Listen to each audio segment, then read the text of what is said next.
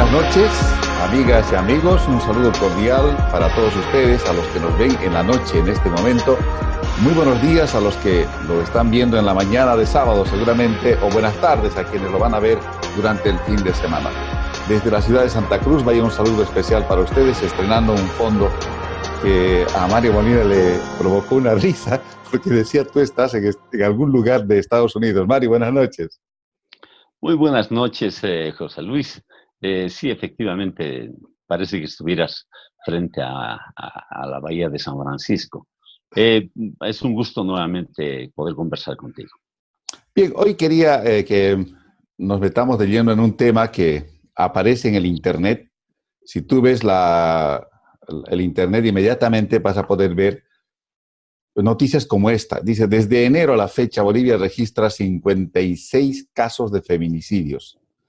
Yo he tenido la oportunidad de leer algunos de estos casos en la prensa, mediante las páginas web de los periódicos, y algunos realmente, Mario, expresan una crudeza tal. Vamos a leer esta última noticia, por ejemplo, una crudeza tal que nos dice que algo está pasando en la mentalidad no diré del hombre, pero sí del ser humano, para que se registre este grado de crueldad, porque no sé cómo llamarlo realmente. A mí me llama poderosamente la atención, porque yo sé que en las familias bolivianas un gran porcentaje de nosotros provenimos de familias donde hay violencia en algún tipo de grado, violencia verbal, violencia psicológica y también violencia física. Mira esta noticia, dice, desde enero a la fecha, Bolivia registra 56 feminicidios. Solo 14 casos fueron cerrados y el resto está en investigación. Solamente 14. Impresionante. Y esto ha provocado una serie de movilizaciones, marchas, inclusive una marcha en la que se anunció que el presidente de la República iba a participar y a algunos no les cayó muy bien este hecho. Sobre este tema podemos conversar esta noche, Mario. Mira, José Luis, a mí me parece absolutamente pertinente abordar un tema pero tan sensible como individuos y para la sociedad boliviana en su conjunto y para todo el mundo. Hay un fenómeno que sí efectivamente es preocupante. En los últimos años, la legislación boliviana Bolivia se ha dotado a través de leyes especiales de una protección especialísima para las mujeres. La ley de violencia la ley integral para garantizar las condiciones de no violencia hacia la mujer, establecen, voy a ver el título exacto, es Ley Integral para garantizar a las mujeres de una vida libre de violencia. Me parece importante acudir primero a estos temas. El artículo 7, no voy a entrar al detalle, señala exactamente 16 tipos de violencia específicos contra la mujer que son delitos. Por ejemplo, unos 3 que tú te acuerdes. No, mira, aquí está. Hay violencia institucional, violencia en la familia, violencia contra derechos y libertades sexuales, violencia patrimonial y económica. O sea, la norma es bastante bien diseñada. Esta norma, además, tiene el reglamento, la ley integral es la 348. A sí, su pero vez, vos sabes, Mario, que quiero... hay buenas normas. En nuestro país tenemos buenísimas normas. El tema, creo que de fondo, disculpa que te interrumpa, es, ¿se cumple la norma? ¿Las autoridades hacen cumplir la norma? El problema es este. Mira, yo también quería llegar al mismo punto. Tenemos esta ley, su reglamento, además hay una ley que dentro de la ley de violencia contra las mujeres se ha legislado para las mujeres que hacen política pública. O sea, diputadas, concejalas, en fin. Hay un bagaje, pero extraordinariamente amplio. Seguramente no es todo, debería haber más. El gran problema es ¿cómo eliminamos, cómo la sociedad es capaz de hacer comprender que la violencia contra la mujer es agraviante absolutamente?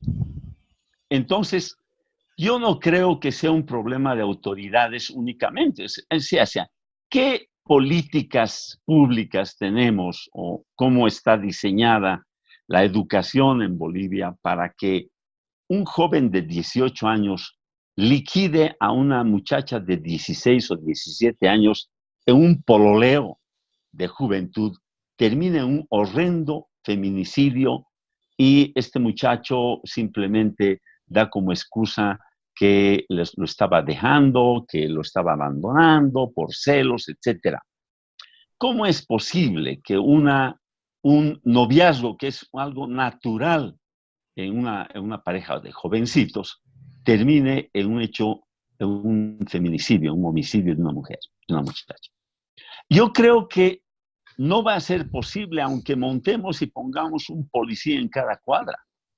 Así es, yo estoy de Elimina acuerdo contigo. Es un tema educativo, es un tema educativo de formación de valores y de principios en la sociedad. Yo estoy plenamente de acuerdo. Pero lo que quería decir sobre el tema de las autoridades es que en cierta forma, como son personas que están expuestas a las pantallas de manera permanente, lo que hacen, lo que dicen, la manera como actúan, los mensajes subliminales que dan sobre valores fundamentales de la vida, como es el respeto hacia una pareja, hace que no estén contribuyendo de una manera concreta. Voy a decir algunos chistes, algunas bromas que hacen altos dignatarios de Estado con la mujer, contra la mujer, sobre la forma de relacionarse con la pareja. No hacen pensar que ellos tengan en mente, que lo tengan en su espíritu también el tema de la ley. Están inclusive incurriendo en delitos de una manera absolutamente impune, Mario. Mira, yo te doy toda la razón. Hablemos de un tema global. Los crímenes que han habido hace pocos días atrás en los Estados Unidos, en dos ciudades, en Ohio, creo, y en la frontera con México, ha recibido un rayo en el medio de su coronilla el presidente norteamericano, porque ya no se puede ocultar, y él tampoco puede ocultar, por más que haya viajado a ver el lugar, etcétera, que ha sido su discurso, su ejemplo, su forma de encarar el tema del racismo, el que es directa consecuencia para que ocurran los crímenes de lesa humanidad. Horrendos, Porque además. es permitido comprarse aquello. Y llevando este ejemplo a lo que tú acabas de decir, yo creo que los gobernantes, los y las personas, los hombres y las mujeres que están en la vida pública, están compelidos, están obligados a sostener no una falsa careta de una vida que no tengan. Tienen que ser hombres y mujeres probos y probos. Así es. La probidad hace al ejercicio de la función pública. No se trata de tener una visión pechoña, tiene que ser entonces una persona monacal, la única que pueda ejercer el cargo público. No, pero este problema que estamos enfrentando y que lo has encarado para conversar esta noche, nos obliga a ver que la persona que entra a la vida pública debe tener en su materia genética, mental, física, emocional, un sistema de valores de probidad absoluta. Y hay que revisar algunos conceptos también, Mario. En la última época se habla mucho de los pueblos originarios y a título de usos y costumbres hay cosas que no se tocan. Este tema de la violencia contra la mujer es también cultural, Mario. Tú y yo hemos trabajado en áreas altiplánicas aymaras Y sabemos que la violencia contra la mujer, contra los derechos de la mujer en las comunidades aymaras es tremenda, es tremenda. Las mujeres han tenido que ganarse algún espacio en el sindicalismo, algún sitio en las luchas de estos pueblos aymaras, pero con muchísima dificultad, lo cual no ha eliminado la violencia, Mario. Si hablamos desde el punto de vista cultural en el mundo quechua, en el mundo aymara, se ejerce muchísima violencia. De repente ahora está visibilizándose un poco más porque a partir de esta ley hay una cierta sensibilidad, pero no es que haya sido, digamos, un fenómeno que se haya trabajado desde el punto de vista cultural. Esto es lo que me preocupa, Mario. No se está tocando algunos aspectos. En el mundo aymara, tú y yo lo sabemos, las mujeres no tienen los mismos derechos. Aunque esté escrita la ley en el Estado plurinacional, no hay tampoco un mecanismo de enseñanza, de formación, de educación que baje esta información, que concientice sobre estos nuevos derechos reconocidos para evitar, porque lo que está pasando con este tema del feminicidio, quiero hablar fundamentalmente sobre el feminicidio, que es el asesinato de una mujer solo por su condición de tal, porque no se puede defender o porque se siente frente al varón en desventaja, puesto que no puede producir. Hay muchas mujeres que son pegadas y golpeadas y no abandonan el lecho familiar porque dicen, bueno, es el padre de mis hijos, ¿cómo voy a mantener a mis hijos? Son 5, son 7. Ya me ha dicho que va a cambiar, me ha dicho que se va a moderar, dice que me quiere, ¿no? O sea, es un ciclo que yo estoy viendo, Mario, no es de ahora, tampoco vamos a decir que de los últimos 10 años, que es del gobierno del MAS, no, esto viene desde muchísimo más atrás. A mí lo que me preocupa es que no se está encarando de una manera adecuada como sociedad. La educación, la educación básica, la universidad, incluso las iglesias protestantes, la católica, todas estas no están trabajando, no estamos haciendo una cosa integral. A mí me preocupa harto ver estas noticias donde veo crímenes, porque más que todo son unos crímenes brutales, de una tremenda brutalidad, y me llama la atención que casi siempre las mujeres violadas, golpeadas, son por parientes del entorno familiar. Proviene esta violencia de parte de personas que deberían proteger a la mujer, dizque por amor, porque están ahí. Siempre son exparejas, exmaridos o el propio marido o el padrastro que está involucrado en estos hechos. Te dejé sin habla. Mira, José Félix, yo creo que no hay un solo segmento de la sociedad boliviana que esté libre que pueda tirar la primera piedra.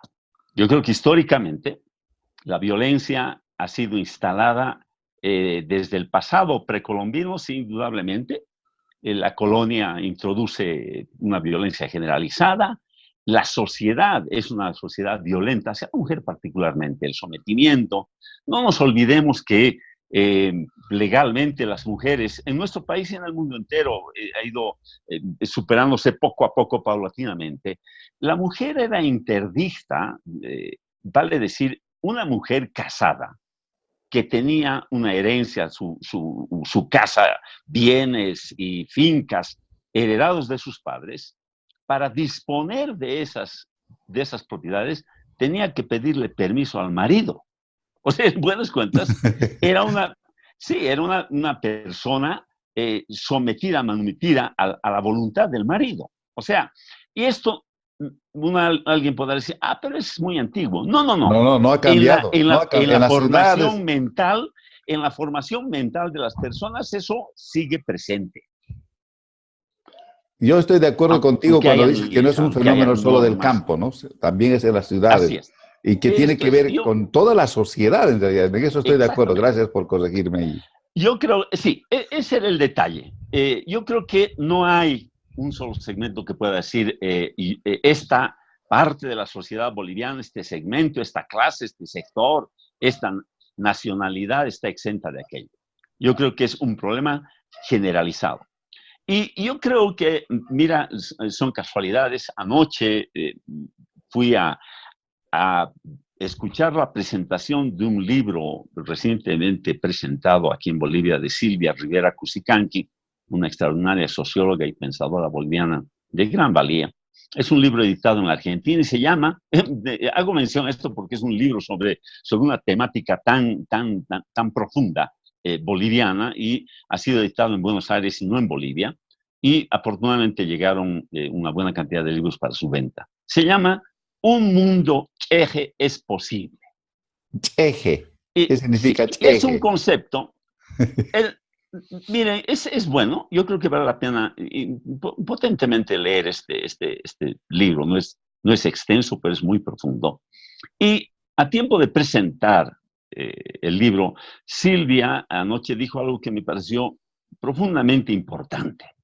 Ella dice, heredamos de las culturas precolombinas un sentido de comunidad, un sentido de, de aglutinamiento social que es una de las fortalezas más grandes que tiene la sociedad boliviana. Pero no es químicamente pura y perfecta. Tiene imperfecciones poderosas, acabamos de revisar una de quizás la más dolorosa, igual que toda la sociedad.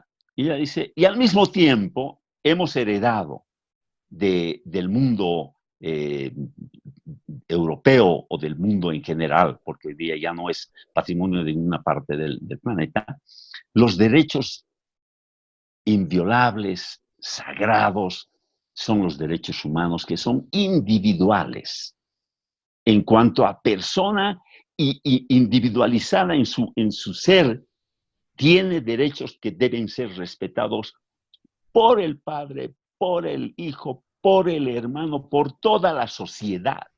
Si conjuncionamos este valor heredado de las culturas ancestrales, que es la comunidad, el que nadie se quede atrás, que a nadie le falte, y si algo necesita alguien, todos debemos salir en su encuentro, esos valores, sumados a el individuo que hace parte de esa comunidad, además tiene derechos fundamentales, estaríamos caminando por un mundo con seguridad muchísimo más vivible, un mundo más humano. Yo ahí me he sorprendido, pero gratamente, de escuchar este planteamiento, que parece obvio, pero es la primera vez que yo personalmente escucho un planteamiento de esa naturaleza, y le he agradecido profundamente a Silvia el que nos haya deparado un poco de su tiempo y habernos conversado sobre su nuevo libro.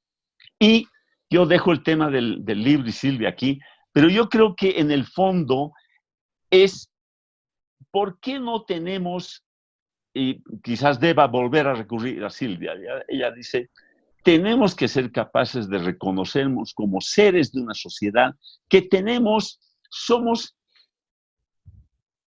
café y leche, somos una combinación de pasados culturales que tienen grandes valores, y tenemos que tener la capacidad de recoger lo mejor de aquello que las circunstancias, la historia y todo aquello nos ha provisto como seres humanos, y hacer de nuestra vida una elección sabia de todos los valores que nos hagan mejores como sociedad. Muy bien, el planteamiento está hecho, pero ¿qué recibimos en la casa, en la escuela, y otra vez al mismo tema en la universidad, en la sociedad? Y aun cuando tengamos una legislación, pero inmensamente grande respecto de la violencia contra la mujer específicamente, mientras el problema no esté instalado en el centro de nuestro cerebro y en el centro de nuestro pecho, en nuestra conciencia y en nuestro accionar, el problema no va a cambiar. Ahora, parece una verdad de perogrullo, no quiero extenderme, pero estamos en un periodo de una crisis de valores, pero profunda, tremenda. Creo que nuestra generación, José Luis, es una generación que ha conocido una forma de criar, o sea, hemos sido criados de una manera, y es imposible que nosotros podamos ejercer la forma como nos criaron en nuestros hijos. O sea, han cambiado el darle en términos coloquiales, un tallazo a un niño, hoy día ya no es visto como un correctivo únicamente, puede ser también violencia. O sea, todo está cambiando y en ese cambio no hallamos un sistema. ¿Qué decálogo, qué decálogos tiene la sociedad hoy día? Es muy difícil de establecer, nada es certero. Y eso Y yo a creo, esto, ese es el problema. sí, y a esto también contribuye el relativismo que se ha introducido en la sociedad, una serie de ideas, una serie de pensamientos modernos que le han quitado, digamos, fuerza a algunos valores básicos de la humanidad, que yo creo que son principios eternos, como el respeto a la vida, el respeto al ser humano, o el principio de protección de la familia, que estaba en nuestros valores, pero ya como se lo trata de diluir, digamos, estos conceptos en los últimos tiempos. Yo siento esto, te estoy hablando de algo que yo siento, ¿no? Cuando se habla de esto, la gente te dice, no, pero son cosas antiguas, atávicas, arcaicas. Estás hablando de moralismos, de Iglesia Católica, no sé qué. Pero yo debo decirte, Mario, que creo que hay algunos principios que son eternos, que nos permiten a los seres humanos convivir de una forma distinta, en base al amor, en base al diálogo, en base a la habilidad de escucharnos, en base a la necesidad de construir comunidad, construir familia, no estar viviendo en eterno conflicto. Y esto también yo veo reflejado a veces en el mundo político, el eterno conflicto, la eterna pelea, nadie se entiende, todos opinan contra el otro, todos parecen ser enemigos y no somos enemigos, en realidad todos somos amigos, todos nos parecemos. Lo que decías tú de Silvia, no es que la leche y el café sean cosas distintas, no es que no se pueda producir una mezcla. Somos eso en realidad, una mezcla. Tenemos de herencia algunos valores cristianos que hemos heredado, que nos sirven para respetar al otro ser, al hermano, para verlo al hermano, no como a un rival al que debo eliminar, un rival al que debo declararle una muerte civil, solamente porque no piensa igual a mí, un rival al que debo desacreditar, apenas dice algo está mal. Yo me tropiezo con estas personas, con esta mentalidad, inclusive en el colegio a veces te cuento, en los colegios, otros padres de familia, lo primero que hacen los papás es acusar, atacar, pero no hay la habilidad, por ejemplo, de preguntar, de decir, ¿qué pasó? O sea, me informaré un poco, ¿qué ha sucedido? Entonces, creo que estamos llegando a un punto demasiado fuerte del tema de la violencia, que de repente se expresa con crudeza en este ámbito del delito que se ha impuesto como feminicidio. Y normalmente hay también grupos que están utilizando este tema del feminicidio para atacar a todos los hombres. Y de repente este programa, aquí hablando entre dos hombres del tema, puede servir para sensibilizar, decir que no todos los hombres somos inconscientes frente a la violencia. ¿No? Habemos personas que ya hemos superado, tratamos de superar, tenemos algunos rastros, venimos de familias violentas, hemos visto violencia en toda nuestra infancia y gran parte de nuestra juventud, pero no estamos dispuestos a replicar esa violencia en nuestras vidas. Creo que esta debería ser la actitud de todos, es decir, de todos. Yo creo que el tema de la violencia, no sé si me equivoco, se tiene que trabajar en el núcleo más chiquito, que es la pareja, la familia, la casa, el cuarto, la habitación, la manera como gestionamos el conflicto en la familia. A veces ahí es donde fallamos, ¿no? Nos enojamos, nos alteramos y ejercemos violencia cuando deberíamos de repente tener otro tipo de actitud, ¿no? De saber hacer las preguntas correctas. Yo a veces con los niños, con mis hijos, aprendo cuando les digo, un día le pregunté, ¿por qué hiciste esto? En torno a un tema, ¿no? Y la respuesta que obtuve fue impresionante, porque me miró, me dice, ¿la verdad? Sí, la verdad. No sé. No sé por qué lo hice. O sea, no llegaba.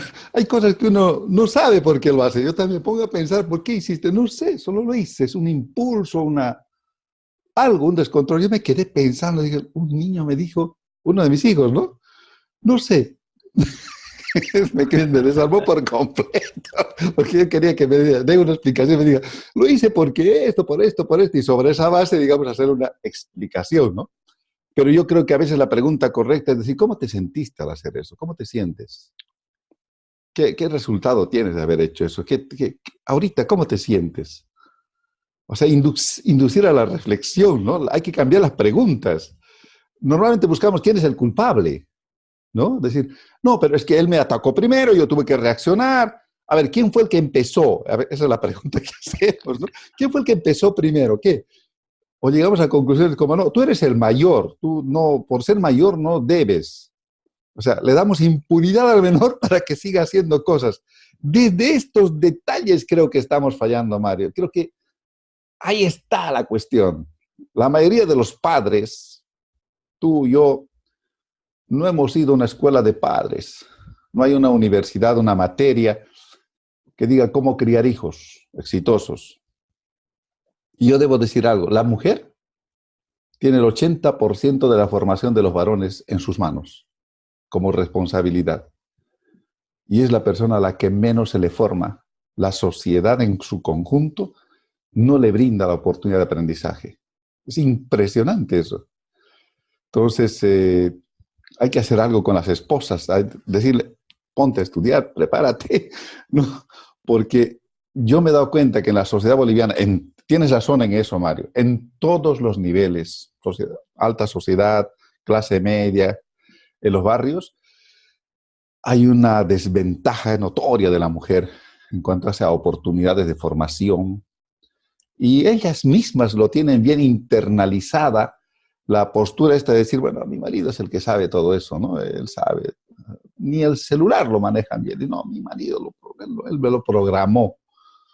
Ya se convencieron incluso las mujeres de su supuesta inferioridad mental, de tanto que se les machacó. Bueno, volviendo al tema, yo pienso que hay que trabajar en el nivel individual, darnos cuenta. Yo he visto estas noticias que estaba mostrando hace un instante, de tal grado de brutalidad, pero tal grado de brutalidad, decía, no puede ser, o sea, ¿qué estamos haciendo? Mira, aquí dice, Adelaida Cosío falleció el pasado fin de semana, 2 golpes en la cabeza con un hacha y luego fue estrangulada con una soga. Creíble, ¿no? No, la verdad es que consterna profundamente eh, ver este tipo de noticias. Sin embargo, yo no quisiera dejar de señalar un tema que a mí me parece muy importante. Es verdad que, como tú decías, tú señalas claramente una base religiosa, hay un dogma religioso que te debiera orientar. Todas las religiones, yo no creo que haya una sola religión que señale la violencia como principio. Sin embargo, fíjate que no he tratado de hacer memoria, pero hace algún poco tiempo atrás leí un informe muy interesante respecto de los cánones eh, que tienen los seres en sociedades respecto de el socorro al necesitado, el ser una persona buena con alguien que es distinto a ti. Y el estudio es un estudio realizado en Europa, en alguna universidad que no recuerdo en este momento. Y este estudio señala que es notable ver cómo existe entre los grupos religiosos una solidaridad interna y en el momento de que se trata de otra religión, desaparece el valor. Sí, sí. ¿Ya? Es Muy algo ya interesante. muy natural del ser humano eso, ¿no? ¿No es cierto? Sí. Pero este mismo estudio decía, ¿y qué pasa con la gente que no cree en un Dios, que es agnóstico? Ahí está lo Eh, ético, ahí entra el tema de lo ético. Ahora, No lo hablamos de moral, interesante, hablamos de lo ético. El que el ser ahora, humano se dé sí, cuenta qué es lo bueno y lo correcto. No, no solamente a los entonces, religiosos. entonces el estudio muy interesantemente señalaba que en los grupos o en las personas agnósticas el tema del socorro, el buen samaritano, para ponerlo en términos bíblicos Cristianos. cristianos, que el buen samaritano es mejor samaritano el agnóstico que el que profesa una religión, porque los que tienen una religión, y veamos nomás el Medio Oriente, un judío poco y nada hace por un musulmán y quizás viceversa. Como Entonces, conceptos genéricos, digamos, ¿no? Pero también así yo es. puedo decir que hay personas que tienen formación religiosa que son buenas personas, ¿no? Ahora esto no No, quiere no, decir que el ateo por yo ser no, ateo sea una mala persona, no, de ninguna manera. exactamente. Ahí Conozco ateos que tienen elevados principios éticos y morales, que saben muchísimo más inclusive de ética que los que profesamos una fe religiosa. Estoy de acuerdo, pero también muy bien. hay que acordar que en el mundo, si alguien ha trabajado valores con fuerza, son las religiones. Yo estoy de acuerdo contigo cuando dices que ninguna religión, yo no conozco una religión violenta, ni siquiera la islámica. Es falso eso que dicen que ellos... ¿Es verdad? No, no es verdad. Esos son grupos extremos. En cada religión hay grupos extremos, como en los partidos políticos. Como en todos los partidos hay siempre los tipos armados, rudos, los violentos, existen. Después, cuando estos se desbordan, a los que dicen, son infiltrados. Y no son infiltrados, eran parte de, son sus violentos. Solamente que cuando los necesitan como mastines que ataquen al otro, listo, ¿no? Y si se hacen descubrir, dicen, no, nos infiltraron, no, son los suyos, siempre eran los suyos. En las iglesias sucede lo mismo. Hay gente muy violenta, yo soy católico, hay gente que dice, hay que salir, ¿no? Pero oye, un momentito, nosotros por principio, no podemos responder con violencia. Mira, José Luis, me parece importante hacer esa puntualización que tú has reforzado muy bien. Yo creo que es un tema genérico. Y algo que me ha dejado, así como me dejó muy gratamente satisfecho el escuchar a Silvia anoche, como te señalé hace un momento, también he recibido un impulso tremendamente negativo, anteayer creo que fue, en un reportaje de una psicóloga que ha hecho un reportaje, creo, en la BBC, muy rápido. Ella decía, lamentablemente, el cerebro del ser humano está preparado para, no es gozar, no es el término, no es el verbo gozar el que pone, pero es para expectar el sufrimiento de otro ser humano. ¿El cerebro reptiliano, dices? Seguramente es una manera de expresarlo, pero este tema me preocupa, pero tremendamente, porque es un tema doble, triple, cuádruplemente más difícil cuando hablamos de el tema del feminicidio, porque parece que como animales, porque no debemos dejar de vernos al espejo como lo que somos, nuestra parte animal parece que evidentemente tiene temas atávicos en el cerebro que podrían explicar lo que hacemos como sociedad en el caso del feminicidio, pero entonces hay que trabajar con una sutileza pero profunda. Necesitamos un trabajo en la sociedad entera para primero que no ocurra, que no sepamos condolernos con el dolor de un ser humano. Y el siguiente paso es realmente extirpar de nuestra formación intelectual, de la formación de nuestro espíritu, el tema de la violencia contra la parte de la sociedad más débil históricamente, más sometida, con menos oportunidades, que son las mujeres. El debate Pero está abierto, no vamos a poder concluir. Indudablemente. No, Pero en general, José Luis, a mí me parece que yo creo que una parte muy importante es la que tú has señalado, el cotidiano, el hora a hora, el minuto a minuto en nuestro entorno inmediato, y el momento que ocurra algo reflexionemos, démonos la oportunidad de no volver a cometer con nuestros seres más próximos. Y si extendemos como una onda expansiva, nos vamos a comunicar con una sonoridad común de buscar eliminar el tema de la violencia, y esta es una forma que tenemos que encararla individualmente, y el Estado, los políticos, la gente que hace gestión pública, tiene que hacer un esfuerzo para dedicarle presupuesto y darnos la posibilidad de pensar en profundidad e instalar en los mecanismos de la educación, de la administración, todo aquello que contribuya a efectivamente dar un ejemplo en todos los niveles. Yo creo que el ciudadano que hace el esfuerzo en su casa, el momento que vea efectivamente un correlato con la vida pública, va a sentir retribución a su esfuerzo. Pero si quedamos cantando aislados cada uno en su rincón, mientras el Estado mismo no realiza un esfuerzo formidable, ahí hay un desencuentro. Estoy plenamente de acuerdo. Muchísimas gracias, Mario. Creo que el tiempo es suficiente, el debate está abierto. Queríamos tocar este tema. Yo disfruto las conversaciones con Mario y espero que ustedes que nos ven lo propio, lo disfruten. Lo pueden escribir aquí abajo, pónganle un like si les gusta esta temática y sugiéranos algún tema. Hubo una persona que nos escribió queriendo entrar en el debate. Por favor, comuníquese internamente con nosotros. Le vamos a mandar algunas indicaciones técnicas y podemos participar. No me dejó el teléfono, solo me dijo, decía una frase: quiero debatir con este señor. Parece que era contigo, Mario.